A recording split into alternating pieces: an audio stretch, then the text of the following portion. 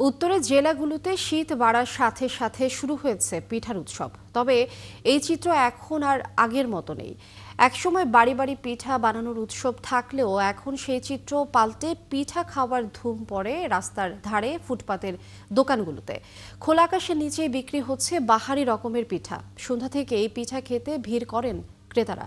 রফিকুল ইসলামের তথ্য ছবিতে প্রতিবেদন। আগের মতো নবান্নের পিঠা বানানোর উৎসব এখন আর দেখা যায় না গ্রাম বাংলার ঘরে ঘরে।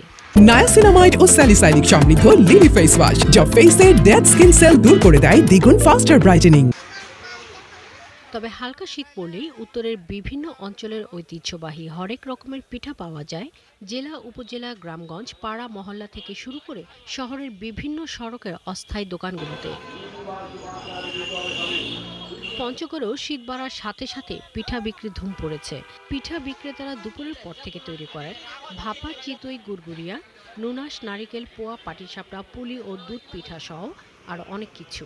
তবে ব্যস্ততা কয়েক গুণ বেড়ে যায় বিকেল থেকে রাত 12টা পর্যন্ত।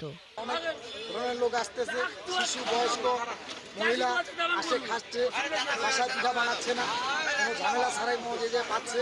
কাস্টমারের প্রচুর চাপ, আমরা পার্সেল দিতে হিমশিম খাই যাই। এখানে খালি পঞ্চগড়ে না, অন্যান্য জেলা থেকে লোকজন আসে, পিঠা খায়। আমার এখান থেকে পিঠা প্রত্যেক বাসার মানুষ আমার এখান থেকে পার্সেল করে নিয়ে যায়। পিঠা প্রেমীরা বলছেন সন্ধ্যা হলেই এখানে আসেন মজার সব পিঠা খেতে। কেউ আবার নিয়ে যান পরিবারের জন্য। বাড়িতে পিঠা বানানোর কষ্ট না করেই এসব দোকানেই বিভিন্ন পিঠার স্বাদ নেন তারা।